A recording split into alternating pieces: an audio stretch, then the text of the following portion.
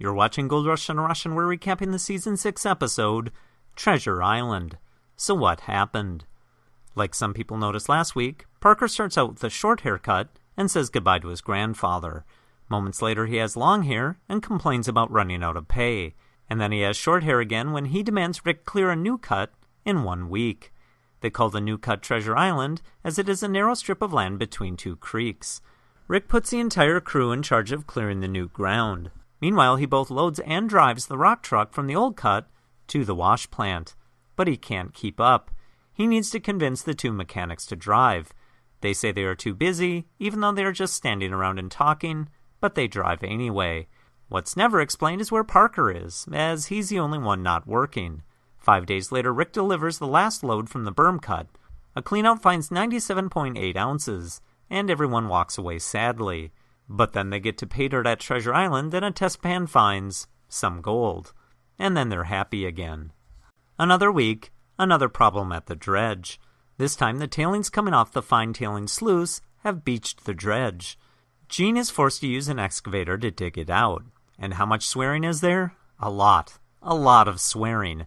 Using spare parts, Gene tries to build a Venturi pump to divert the fine tailings. And it fails. Tony solves the problem differently. He just extends the fine tailing sluice by 10 feet by welding on extensions. And it works. That was uneventful. Todd's crew starts the episode by taking turns yawning on camera. But then the conveyor stops. Tailings have built up, and the hopper is jammed. They lower the angle of the conveyor to 15 degrees, and all is well.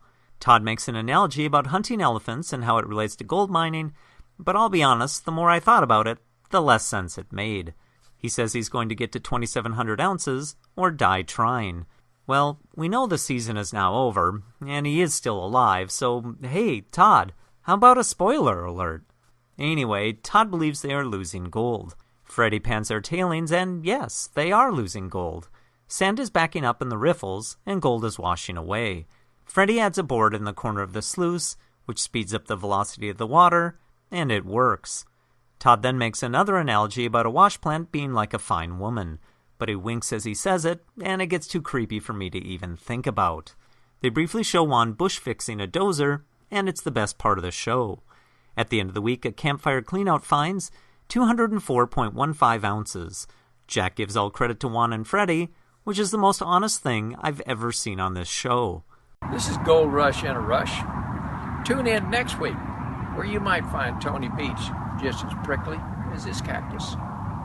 Thanks to Dakota Fred for appearing once again. Find out what he's up to by visiting facebook.com/DakotaFred. And don't forget to watch the previous episodes of Gold Rush in a Rush.